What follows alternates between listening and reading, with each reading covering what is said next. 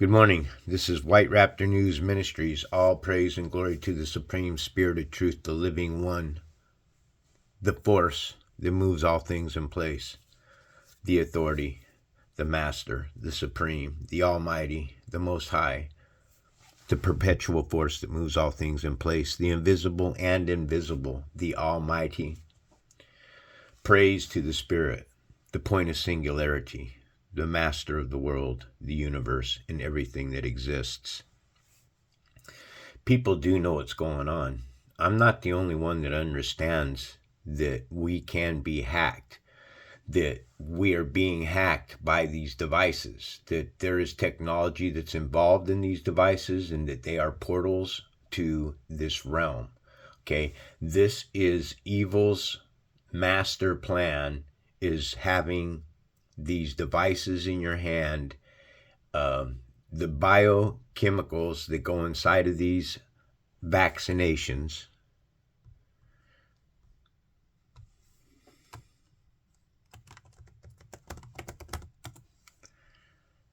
vaccination, 666, the riddle of 666 at this channel has been solved. And so we're going to be bouncing around and listening to different videos today and showing you what's really going on in this world, because you are living in an illusion. Just keep it rolling. So vaccination is 666 and an illusion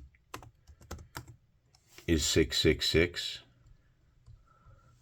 Okay, and I've taught in many of my lessons, if you're watching any of my videos at all, then you will know that an illusion has everything to do with that creation that took place on the 6th day of creation. So let's go ahead and take a listen to what she's saying about a system being hacked. Another truth channel. Believe in biodivergence, or do you think it's just a conspiracy theory?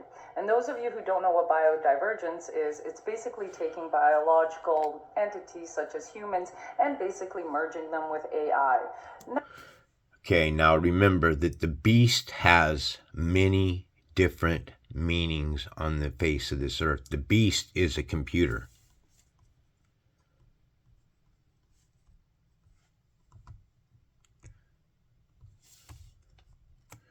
So I've showed you illusion, computer is 666, and vaccination was 666. And this woman here is talking about our bodies possibly being hacked.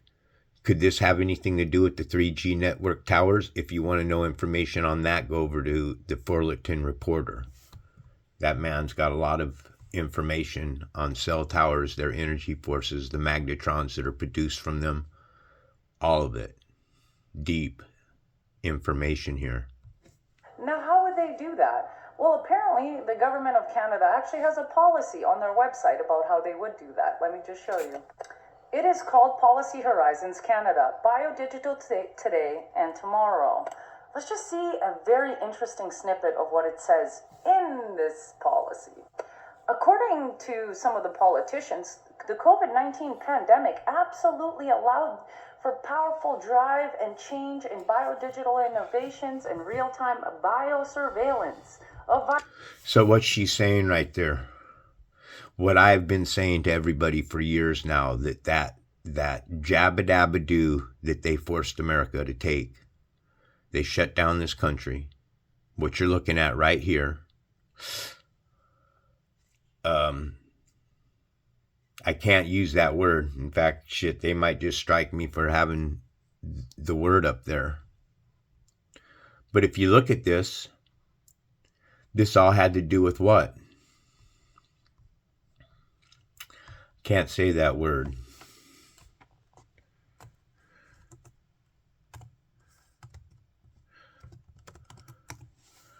Corona. What is a corona? Corona is also sun worship.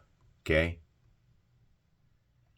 And in simple gematria, corona comes to 66. Corona has 6 letters in the spelling. Corona is 666.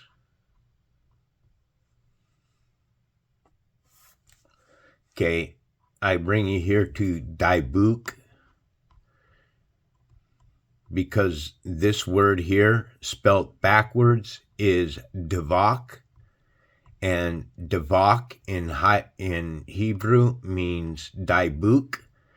And in Jewish folklore, it's a malevolent, wandering spirit that enters and possesses the bodies of living persons until exorcised. Do you understand that this is a spiritual battle? The war that's taking place is a spiritual war between the flesh, which is dead, and your soul, your spirit, which is being fed off of by living in the flesh, literally. So most people, they think, oh, this is all just fantasy and everything. This is the difference between somebody with their eyes wide open and can literally understand what the scriptures are saying, that this is a spiritual war that's taking place. This is not your flesh and blood. So let's listen on some more. A virus spreads on mutations. And how would they do that? Well, according to them, via smartphones and mRNA, you know what, development, but that was worded very... See, everybody's got a tap dance around this conversation here, man. Suspiciously, and mRNA development at unprecedented speeds. Which they actually did, because in 2020, Yuval Harari, Schwab's little lapdog, actually said this at one of their meetings. Now, in the past, many tyrants and governments wanted to do it, but nobody understood biology well enough, and nobody had enough computing power and data to hack millions of people. Neither the Gestapo nor the KGB could do it. But soon... But technology, and there it is right there, but soon, all right? Soon, but soon they will have this technology, and soon is here today, all right? They have literally learned. I have fought against these entities trying to hijack me. I don't care what anybody says. I know what the government is. I know what they are. They are the evil of the world. Let's jump into a little bit of some metaphysiology and a lot of content that I have spent a lot of years studying. And I like these little shorts that other people put on. They're articulated quite well and right to the point. Finding out how sacred your body is and how powerful your mind is. The Egyptian gods never existed. They symbolize the different body parts of your body. Anubis is the dog, which represents the tongue, the barking, because the power of life and death is in the tongue. Falcon of Horus is the inner. And while he mentions that, why don't we just go ahead and pop over here to Revelations chapter 1, verse 16, Bible Hub.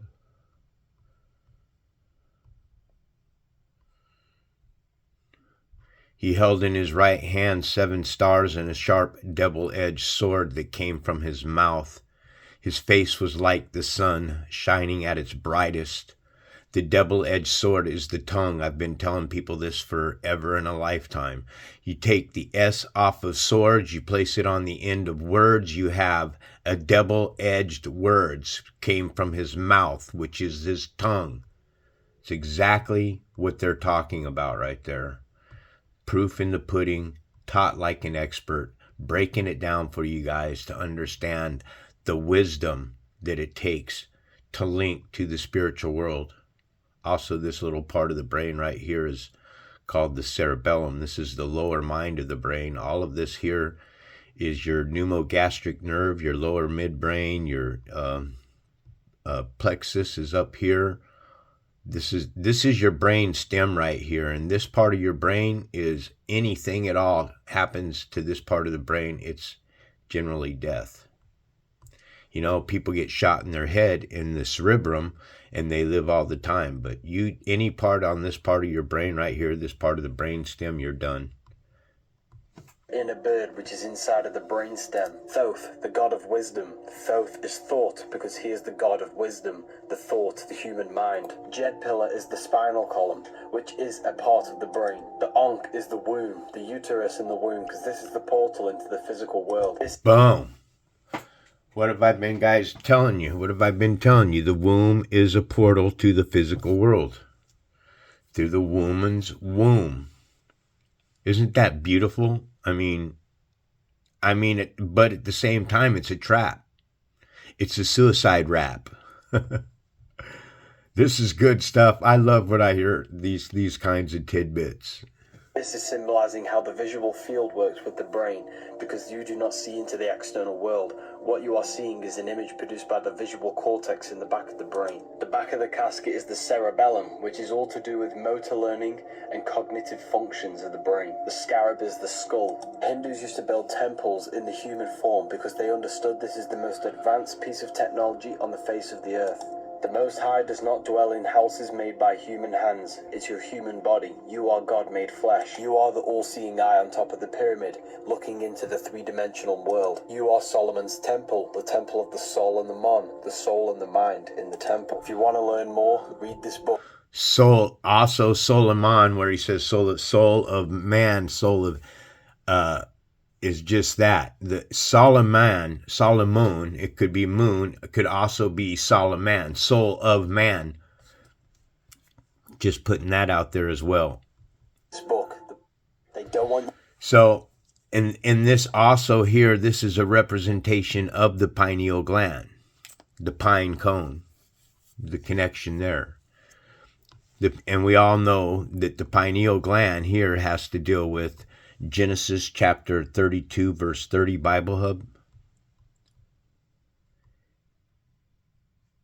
Well, okay, Jacob called the place pineal. This is reference to the pineal gland. Here's an image of the pineal gland right here. All right, in between the pineal gland and the pituitary gland, this is your little pituitary gland right here. Okay, notice that this is a light. This is darkness. This is what fires off neurons between the two. This is the spark of life that exists within us. All right? This is the spark that they're looking for in this piece of equipment right here. Now, people may call me crazy all the time, man, when I tell them that this piece of equipment, this rod right here, the male fitting, is what fires off a proton into the female setting. All right, the tubing and everything, this tubing exists on a 17-mile track in a circular form, and they fire off a proton, and then they slant one direction, and then they fire off a proton another direction, and then they send them down the same tube, and they collide the protons into one another, and then they read the data that it brings them. What they're looking for is the God particle, and this here, when they fire this thing off, it takes so much power that it literally drains the field of the external power that exists there. They're not trying. They have found a way to open a portal to the other side of the world. So to build these kinds of machines and this technology is coming from something that is outside us, something that has hijacked this reality construct. And by taking the jab, that prick, the one where you can how's it go? You can finger your prick, but you can't prick. You can prick your finger, but you can't finger your prick. Oh, dirty joke on. Oh, I'm sorry. This is what I mean when I say that I'm only what I am, man. I hope that I can find salvation through all of this.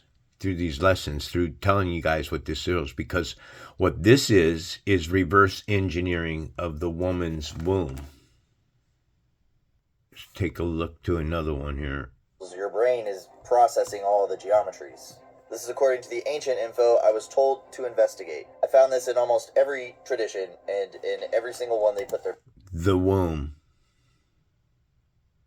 The womb. This is a portal right in front of your face. Okay? This is a portal to the other side.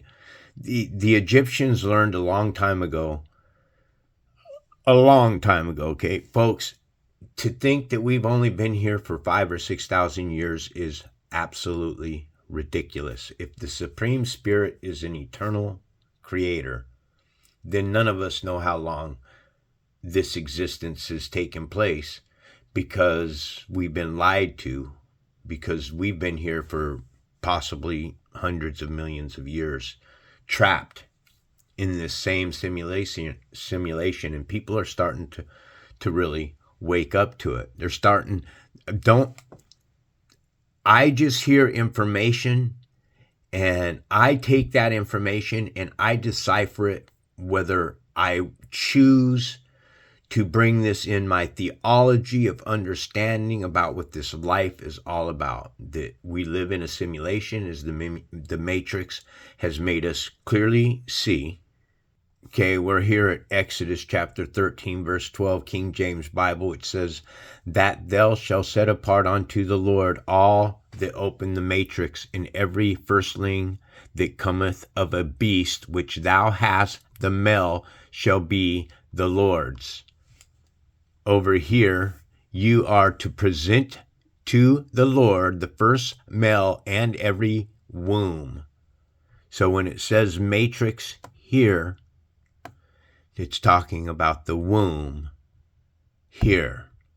The womb is the portal to the physical realm. We are spiritual beings. Once you're born into this plane of existence, your soul has been trapped inside of a flesh suit. Okay? This is what the Matrix was trying to tell us. They are dropping truth bombs on you in Hollywood, and you guys are taking this content as science fiction. It's in the science. It's in the science. This information isn't science fiction. It's factual. It's what's happening. And Satan has to disclose to us the truth. And he's doing it in Hollywood. He's doing it with movies in Hollywood. And he's taking the content of the scriptures and he's selling it to you as science fiction. And you're not catching the gist of it. Okay? This stuff is life and death. I mean, if you're hip to being born into this plane of existence over and over and over, a soul trapped, degrading, living in depravity as each decade drops you further away from spirit and deeper into a wasted wasteland, because that's what this place is. It's a wasteland, folks. You live in a wasteland. You are a biodegradable piece of equipment that excretes feces. It's that simple. We are waste. This plane of existence is waste. It is not a good place. It is the opposite of the place where we come from, where everything is of pure light. Everything is connected to source. Everything is beautiful. It's love. It's kindness. It's tenderness. This place here, it is complete evil, but it sheds a little bit of good in it, so that you can see the good. It's evil that has taken this realm, or I'm sorry, should I say that has been given this realm. And this is where people really don't like the questions that I have to ask, because these are hard questions, folks. Job 9:24 says, the earth is given into the hands of the wicked. He blindfolds the judges, which are the magistrates. If it is not he, then who is it? It's the spirit. It's the spirit of all things. The spirit which is grafted with both good and evil in this plane of existence. The point of singularity, I do not believe, has any evil in it. It's separated itself from the physical realm. This is why the Creator is telling you that God is not a man. This is what the Spirit is wanting us to know more than anything else. Okay? He has never been a man. He's not me saying this. The Bible is telling us God is not a man. Okay? We are men. So now you have to ask yourself a question. The question is, are man and human apart from one another, or are Gentile and human apart from one another? What is the difference between a Gentile and a human? This is a big question, right? You go out there on the streets and you talk to people. I'm telling you, half the people in our nation do not even know what a Gentile is. And that's horrifying, because they're not teaching you the truth. They're not teaching you what's important. If we were brought into this world and we are taught from a spiritual sense that there is an Almighty instead of, the non-believers and those that worship other gods, because if this is God, it can't be God is not a man, and then the New Testament telling us that Jesus is God incarnated in the flesh, when this is saying that God is not a man. That is a complete contradiction, folks. You understand? And this is what I mean about deciphering the Bible and understanding what's being said. Now, I've watched a lot of this guy's content, and it's as always, I don't really understand what his stance is. He talks out against Jesus, and then he talks for Jesus. He talks out against Jesus, and he talks for Jesus. I guess in a sense that you could say, well, there is a Jesus that is good, and then that there is a Jesus that is bad, right? Because look, it's not me, folks, that's teaching. I mean, it's me that's teaching, but it's not me that's writing the Bible. See, once you realize that in this plane of existence, that duality exists, and right here it's proving to us that there are two different atoms. So it is written, the first man Adam became a living being, which this here means the living dead. Okay, it's living, but it's not of the Supreme Spirit. It's of something else. It's of that God that is used of the Supreme Creator. You understand? The first man, Adam, was used and created by a God that was used of the Supreme Creator. The last Adam, this is a second Adam right here. First Adam, last Adam. First Adam, last Adam. Say it. First Adam, last Adam. First Adam, last Adam. A life-giving spirit. So there's two different Adams. What does that tell us? That there's two different creation stories taking place. Genesis chapter 1, verse 27, Bible Hub. Remember, you have one God that's saying you're not to worship any graven images. So God created man in his own image. Okay? This God here is Elohim, which is something that is being used of the Supreme Creator, the Supreme God. There's something above this. I'm not saying it, folks. The Strong's Concordance is breaking down what these parables are saying. If it wasn't for this concordance, I wouldn't be half as far as I am. If it wasn't for this gematria calculator, I wouldn't be half as far as where I am. When I found this application here, it took me from learning one phrase or one word every 3-4 weeks into learning multiple 666s, because this is a system. We live in a system of 666. It can't be denied. I absolutely know it. So let's take a listen to what he has to say about the 144,000. It's a 5-minute and 17-second segment. Named Israel, and he had 12 sons. There were the 12 tribes of Israel, 12 patriarchs, 12 fathers of the 12 tribes. Jacob was the beginning of Israel. But the 12 tribes travailed in birth and brought forth a man-child, Jesus Christ. That was the 12 stars on the crown that you see in Revelation. 12 stars, remember? Always 12, all stars. Why is it talking about stars? Because we are the stars. We're fallen stars. We're fallen angels. We're fallen pieces of light trapped inside of a material world. Our light has been captured. Oh, it's so beautiful to understand that I'm captured. You are captured in something. So, Revelation chapter 12, the woman clothed with the sun, they brought forth Jesus Christ. Jesus Christ was the end of Israel on earth. He was the last. Those that were first were last, and those that were last were first.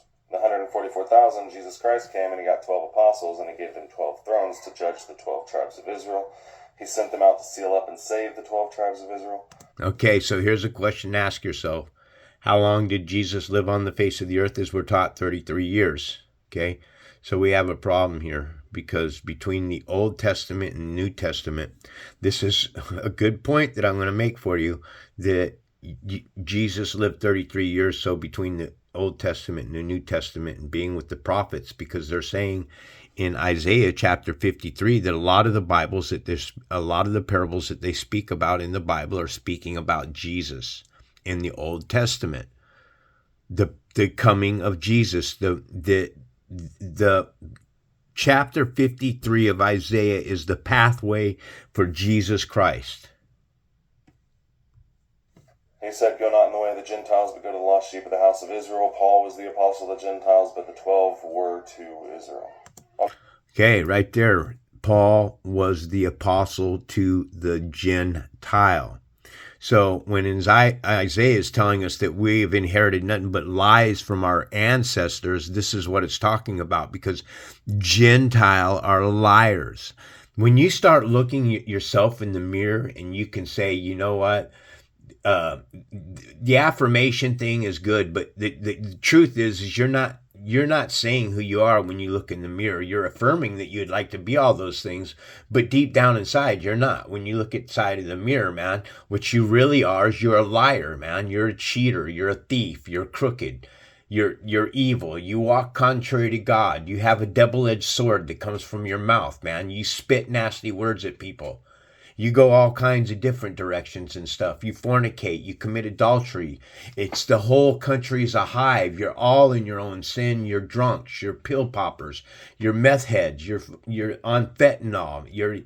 This country is horrified. It's falling. It's in depravity. And your ancestors, your government, your powers, your people, they're the ones that are taking it there. And all of you keep voting these people into office like they're going to do something for you, like they're going to help you, like they're going to save the world, like you'd rather have one person inside this inside of office. We need this person inside of office when we don't need these people inside of office. We don't need to be governed by anybody. We are a nation of a militia of over 280 million people. They cannot do an invasion, an occupied invasion. Not China, not anybody can do an occupied invasion on America. There's too many freaking people with weapons. When all of a sudden you're fighting against 280 million Americans with their AR-15s, this is why they want to take them from you. Not for any other reason than this would allow another country to invade, because in the grand scheme of things, all of the United Nations are tied in with one another. To do a controlled occupation, you would have to nuke every city on the coastal cities around America. All of it. Everything covered around with water, man. And then you could do your invasion. But you can't do that until then. There has to be a nuclear war, folks, before you could ever do an occupied invasion on America. There has to absolutely be 100% a nuclear war that takes place. Now, the Bible says that nuclear war is right around the corner. You know, that they're, just as the Bible is prophesying that they are all coming together in the Middle East now, all the nations, and war is escalating. At least that's what they're teaching us, what they're telling us. That the world has been turned over to the hands of the wicked, which is the government. Okay? Sorry, I know that I interrupt. On the very first day, 3,000 of those were added to the church. Another day, 5,000 were added. And other days, the Lord got added as many as would be added, as many as would be called daily. Half of cities believed, whole cities believed. They were the 144,000. And they were the ones that had to die before Jesus Christ returned. So the apostles went out sealing them up, and then there was great tribulation in 64, and 144,000 had to die. As they were being killed, they were waiting under the altar in Jerusalem. Who could go and wait under the altar in Jerusalem? Jews. They were waiting under the altar in Jerusalem, crying, "How long, O Lord, holy and true, do you not avenge our blood on them which dwell in the land?" He said yet a little while, and gave them white robes. He said, "These are they which came out of great tribulation, the ones with the white robes." So he said yet a little while, until their fellow brethren that should be killed were killed as they were, because the 144,000 had to die, so that they could become new Jerusalem in heaven.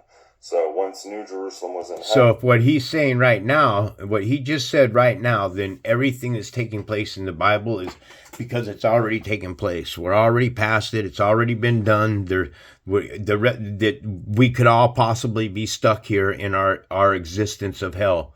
And wouldn't that be hell to realize that all of a sudden you're in hell and you're continually born into this plane of existence? Huh? That's why they smack children on the back of their ass. That's a welcome to the world. A child doesn't have to be smacked on their ass, folks, to get them to cry. You know, you just clean out the airwave and that's all it is. They'll take that first breath. You don't have to smack a child on the rear end. That's all Satan is, Satan. Smacking a child on the rear end, that's a welcome to the world. That's a fact, what I just shared with you. Heaven, then Jerusalem on earth could be destroyed once it was transferred. So as Jesus told them, whenever he came back and sat on his throne, they would be given 12 thrones to judge the 12 tribes of Israel. That is what the reign of Christ was whenever they were judging the 12 tribes of Israel. They were the first fruits unto God. They followed the Lamb. Yeah, I don't know if I necessarily believe that part of what he just said there. I don't know one way or another, but I know that what he's saying right here is a lot of quotes from the Bible. He's breaking down all the different scriptures. He's throwing at you what the scriptures are saying. And then he's throwing his own theology on there. The same way that I throw my own theology on there when I speak about 666. Listen, you find one person on the internet that's speaking 666 the way I am, please show me that channel.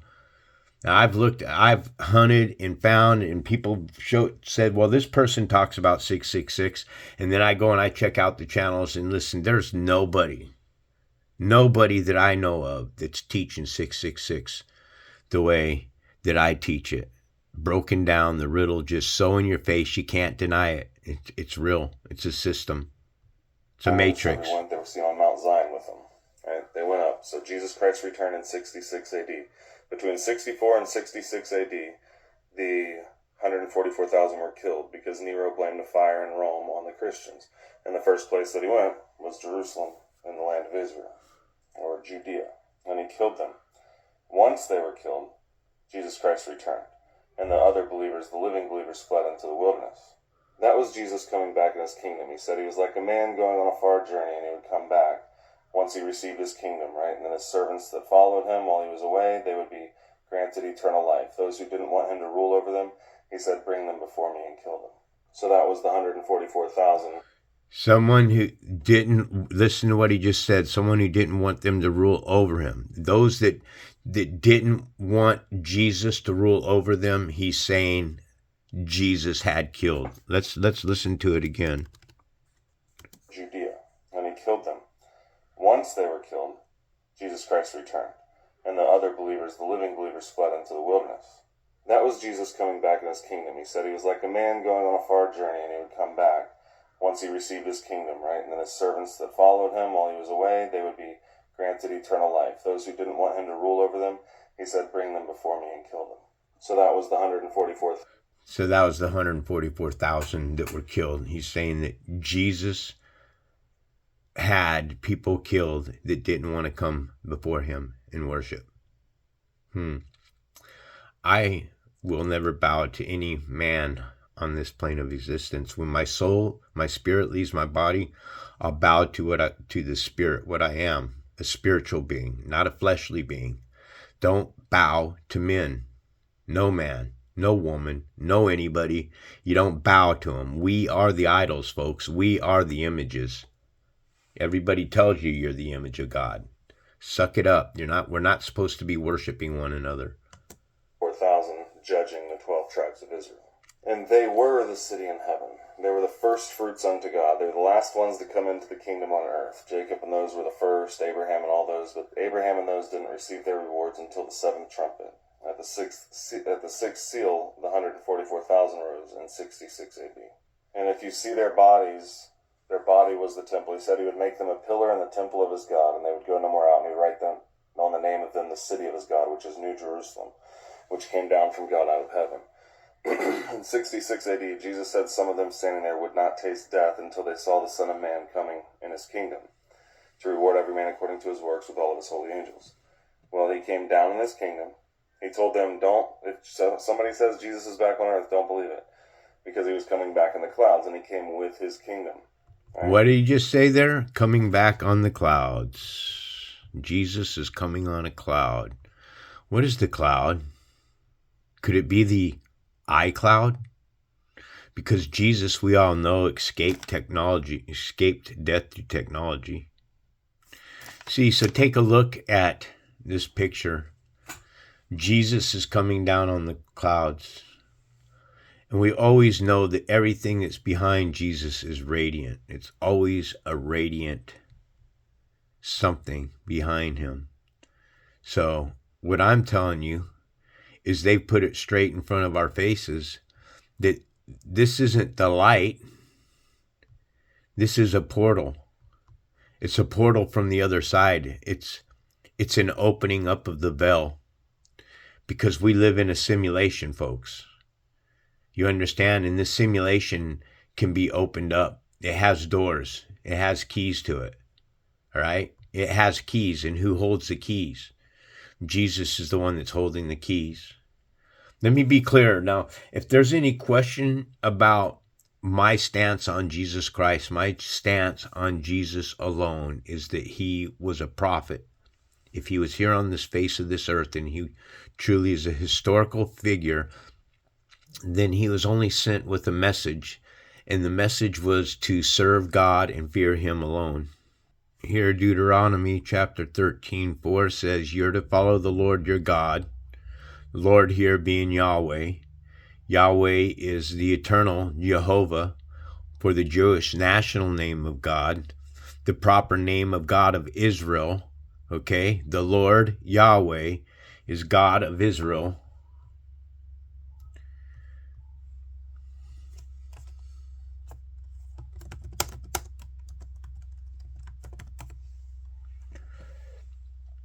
God of Israel comes to 666. These are all key phrases that I use in the Bible. Who did I tell you was holding the keys to death and Hades? That's right, holding the key. Jesus is the one who's holding a key to death and Hades. Okay, the riddle that I'm sharing with you, folks, says it takes wisdom. Revelation chapter 13, verse 18, Bible Hub does that every time. Why do you suppose it does that?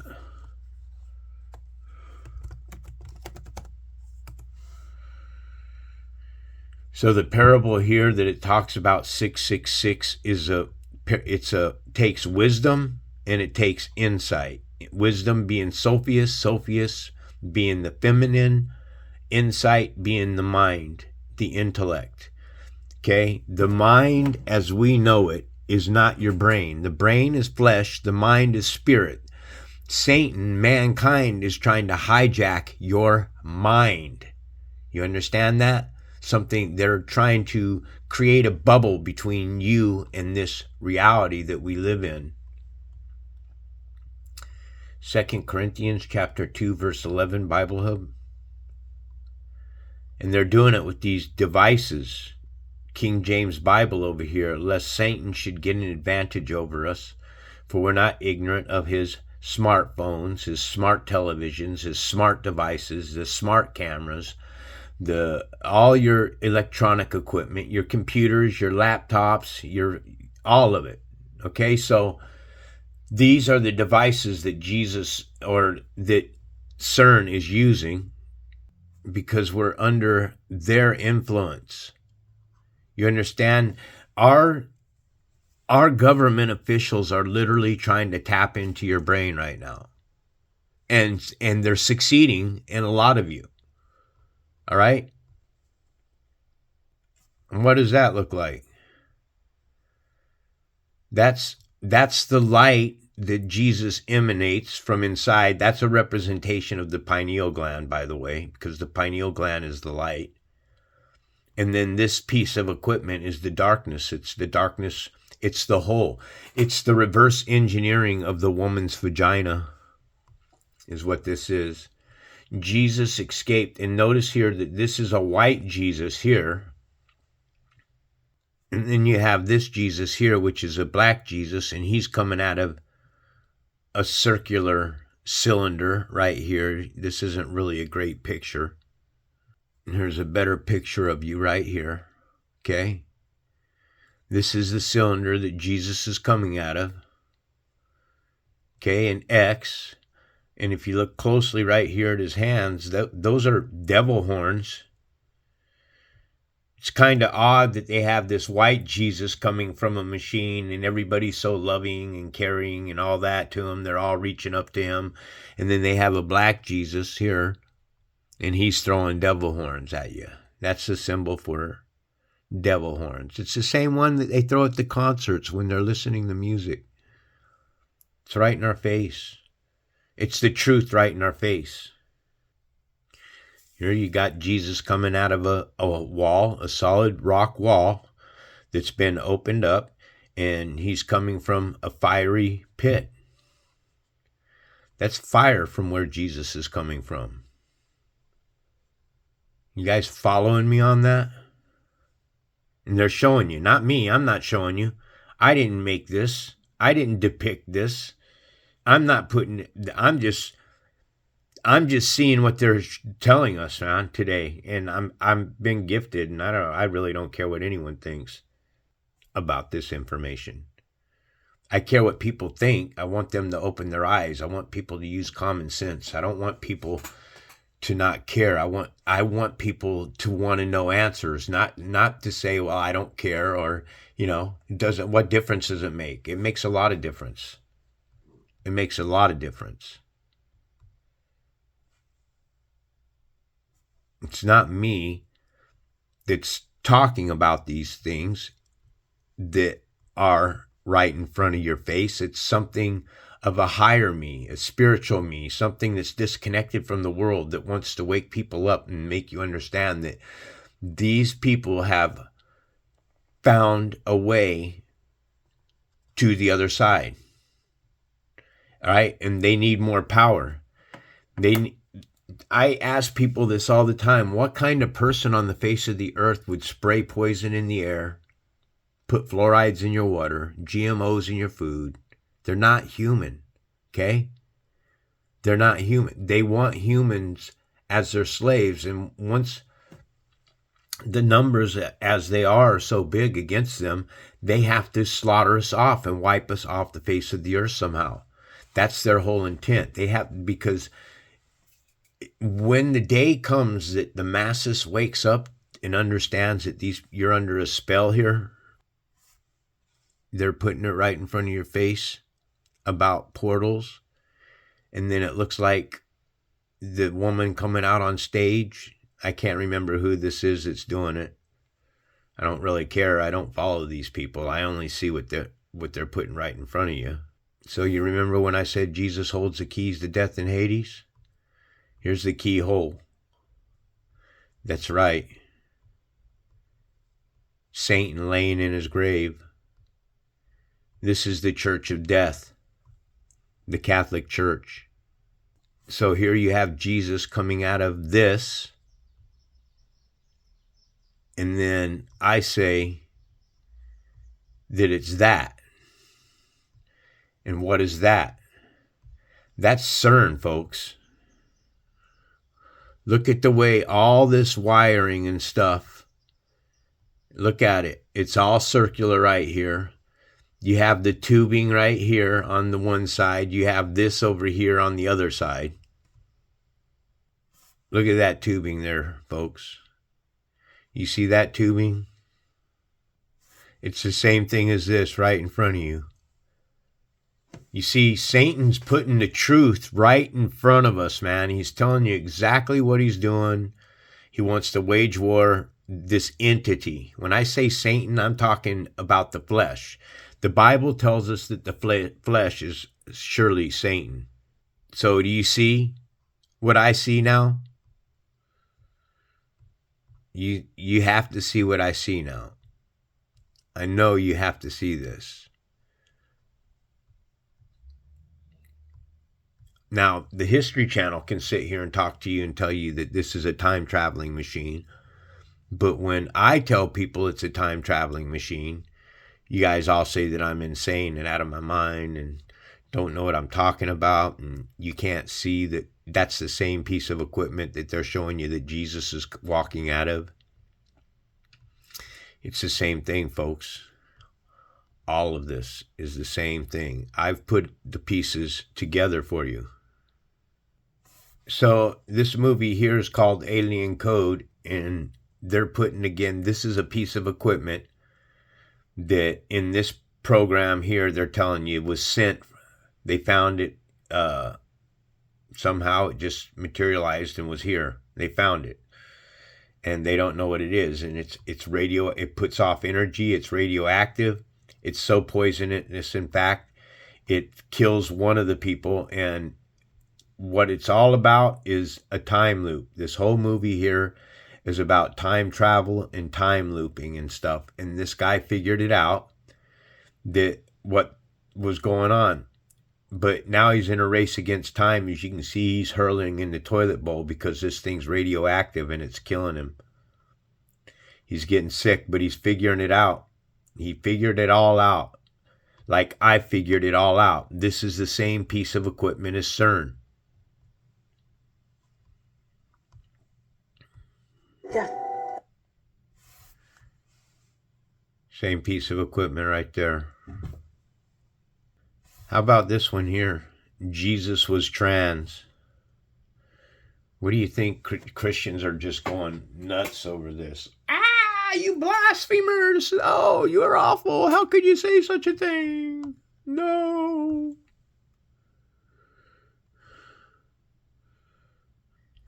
Same piece of equipment. Yeah. Not perfectly thing, but yeah. A portal. They're warping a hole in, they have equipment already. The Egyptians, Babylon, call them whoever you want. This information here that we're coming into, all this science, this new technology, it isn't new. It's old technology that's been reinvented. Meaning? The equations in your daughter's thesis notes may have actually solved the paradox. But they're untested and now they're missing, and you said Charles has been absent. Could he have taken them and induced an entanglement? I suppose, but I highly doubt he would risk it. A man may be a lot of things, but reckless is not one of them. Well, nevertheless, he must be found. The slightest miscalculation could cause all manner of troubles. Recurring time slips, loops within loops, causality, trying to self-rectify. It's very dangerous. So, for me, they're telling us in everything, all the movies in Hollywood, they're telling us today that they have created some kind of warp. They're capable of traveling between worlds. Now, do I believe that? No. Do I know that? No. I don't know that. Because then that would say that some things can get out of this plane of existence. And I think the only way that you can escape this plane of existence is by, repentance, realizing that you're of the light, and something as simple as just wanting to leave this place and not come back to it anymore. That's the thing. Once you leave this place, there's no coming back to it. When you are finished and you don't want to play this game anymore, and it's all finished and over with you, and you don't want to come back to it, that's when you can, and you want to return to source.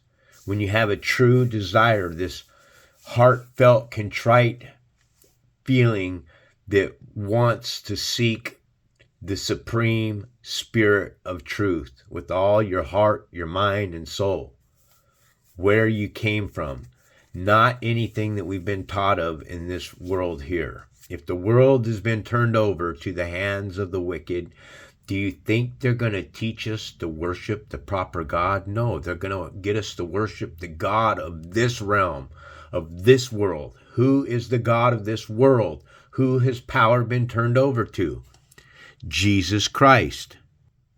So, Matthew 28:18 tells us, then Jesus came to them and said, all authority in heaven and on earth has been given to me. Well, that doesn't sound too promising since the world has been turned over to the hands of the wicked. And Jesus is telling you with his own words that he's the one that has all authority in heaven. And when I think of heaven here, I don't think of outside this plane of existence. I think of this as the heaven where the birds fly, where the fowl make their way through the sky.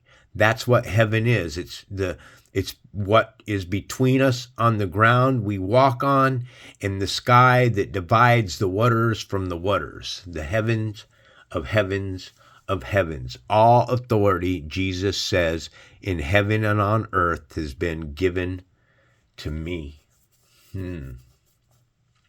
Now, and if Christ has not been raised, our preaching is worthless, and so is your faith. Okay, when we talk about Christ, where does Christ come from? Before it was Christ in English, it had several other names: Yeshua, Yahushai, Christos, Iesos, all these different names of Christ in other languages. But when you come to English gematria, because Christ is the Christos, and Christos is 666. Okay? Santa Claus, right? Why would I bring up Santa Claus? Saint Nick, right? Santa Claus.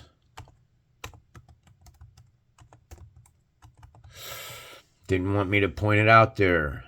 Santa Claus is 666. A system that we live in. Because everything that has anything to do with Christian or Christmas, Christ, Christos, 66, Santa Claus, 666, Christos, 666, illusion, 666. All these connections, computer, 666. All of them. Over and over and over, they're showing us that this is a system. And if Christos has not been raised, Jesus of the dead, our preaching is worthless. Isaiah chapter 53, verse 10, Bible Hub. You see, it's sad for me that 90% of this nation do not read the Bible themselves. Christians don't read the Bible themselves. And they have a belief system. They believe something one way. Isaiah 53:10 tells us that yet it was the Lord's will to crush him. It was the Lord, what, Yahweh here? It's the Lord Yahweh's will to crush Jesus. So, because this is who we're talking about, him is Jesus, to cause him to suffer. And when his soul is made a guilt offering, he will see his offspring, Jesus. Jesus will have kids. He will prolong his days. Jesus will live a prolonged life. He will not die on the cross, as we've been taught. He lived a prolonged life. And the good pleasures of the Lord will prosper in Jesus' hands. So Jesus was wealthy. He did well. He was well off. He got to see his children, and his days were prolonged. That kind of shoots your whole frickin' story of Jesus Christ crucified right down the tubes.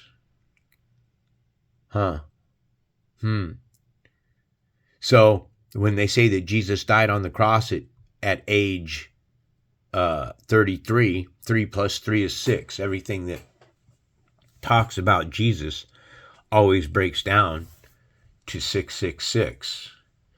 Also, the Lord's will to crush him? I don't think so here, man. I don't buy into that. Psalms chapter 34, verse 20, Bible Hub. So here we are again. Many are the afflictions of the righteous, but the Lord delivers him from them all. Look, if we back this up one and we come up to the Lord, it's Yahweh again. Yahweh delivers Jesus or Yahweh punishes Jesus. So this God Yahweh is both good and evil. It's that simple. If Yahweh, well, the Bible is contradicting itself, as I've clearly just shown you, because the Bible tells us that Yahweh here is going to protect all Jesus's bones, and not one of them will be broken. The Lord protects all his bones, not one of them will be broken.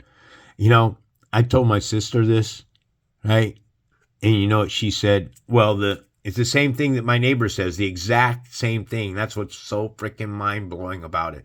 They both said the exact same thing, that the Romans had become so good at crucifixion that they knew how to set their feet up there just right and drive those spikes right through their hands. Or they're number one, you couldn't have drove spikes through the hands. You'd had to tie the arms up here in order for the spikes to remain in the hands, because the weight of the body would have tore through the hands. It would have fell off. It would have eventually tore over an hour.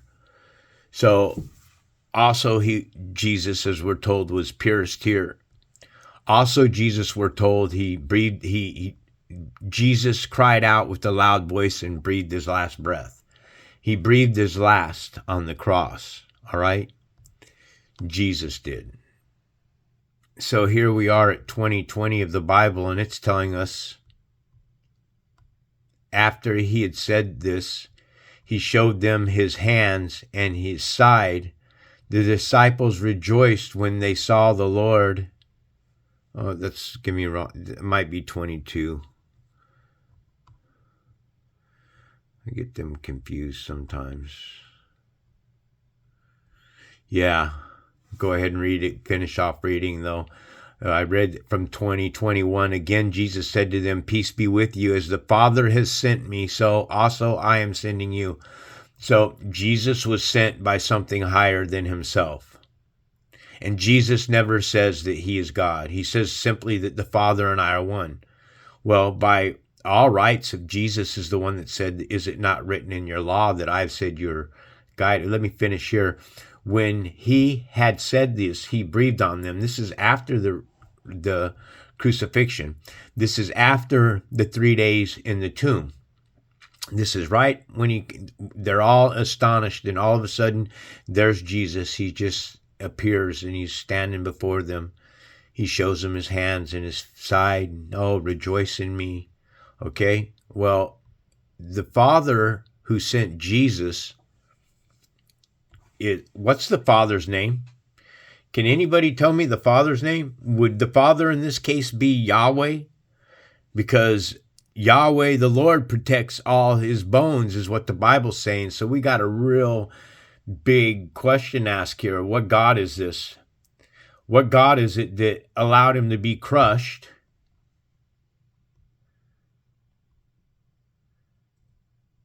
Right there, yet it was the Lord's will to crush him. This is Yahweh. It's saying that it's the Lord's will to crush Jesus. This one here saying the Lord is near to the brokenhearted. He saves the contrite. Many are the afflictions of the righteous, but the Lord delivers him out of them all. I'm sorry, that's not the one that I'm looking for. Thought I had it opened already. Give me a second here. He protects all his bones. Sorry about that. Not one of them will be broken. So which is it, man? Does the Lord here protect all his bones? Or does the Lord crush all his bones? This is Yahweh in both parables, by the way. Yahweh, proper name of God of Israel. I told you, I showed you that God of Israel is 666. He protects all his bones. Not one of them will be broken. So we got a contradiction here, folks, because that is going to break bones. You can't drive a stake through somebody's leg without bones being destroyed or crushed. Yeah, and a couple of, it's just, the man would have to be dead. Any kind of life at all inside of anybody by nature to survive, you're going to be squirming. If your legs can move, you're not going to sit there. You'd have to be completely unconscious and beat to death for anybody to just grab your feet and stack them on top of each other and then drive a stake through them like that. Did I make my point? I'm pretty sure I did. Lord of your life. You still need help from the boss. That prayer changes hearts and transforms lives. In our movement, we love Christians, we welcome believers, and we embrace followers of Jesus. There's only one person that can do it all the way. You know who that is? Jesus Christ. And above all else, we know this. In America, we don't worship government, we worship God. Well, there it is, right in front of your face, man. Their God is Jesus Christ. Their God is Jesus Christ. And I'm going to confirm that their God is Jesus Christ. Isaiah chapter 9, verse 6, Bible Hub.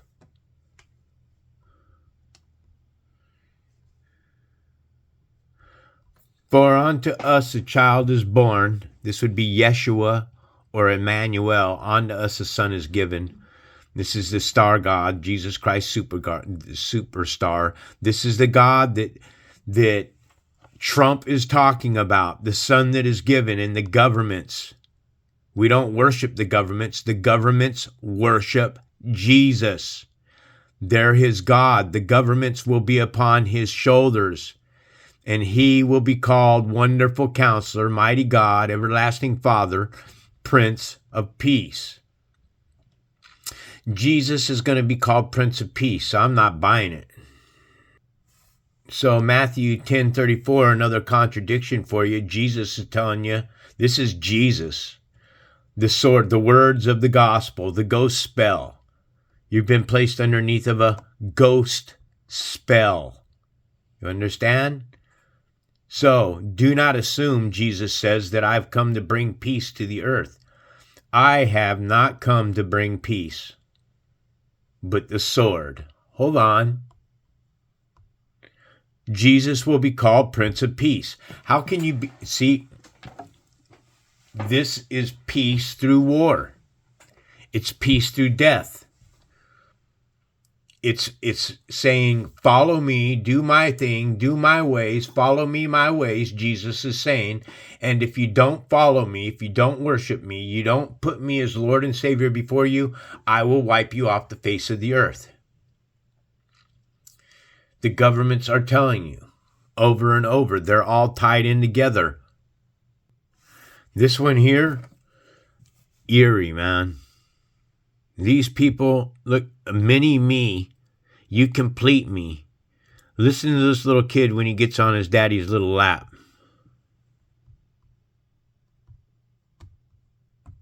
I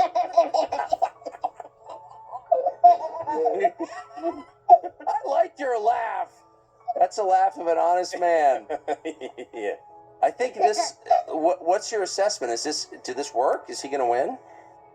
Yeah, it is. Not real. No. I'm sorry, guys, about that. I thought that I had it set to the right spot. But watch what this kid says when he comes in. That kid. Oh. Hey! What are you doing? You want to just throw any or something? Okay, I guess. I want you to know he's being cued, all right? Everything, he was cued on what to say here. They told this kid what to say. All right, we got mini-me here. It certainly is. Mini-me, you complete me. I started this But you're getting, you have the general vibe. Yeah, exploring you got the space vibe. acts and quietly just do whatever we want. And quietly just do. Look at his eyes. His eyes are looking at the person that told him what to say. They're right there. They're staring him down, man. That's right. He was cued. These people are so freaking evil, and they can do whatever they want. They're telling you right in your face. They'll do whatever they want. They'll teach their children.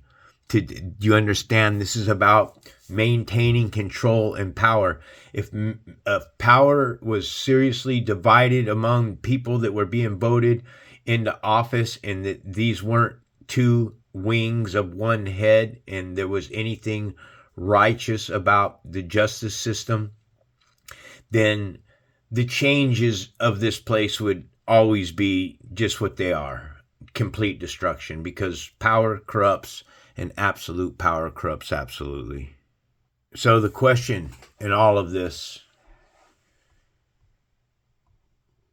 isn't that what's that? It shows us that it's a building, right? These are rockets, but what is the top of this really? That's a grid.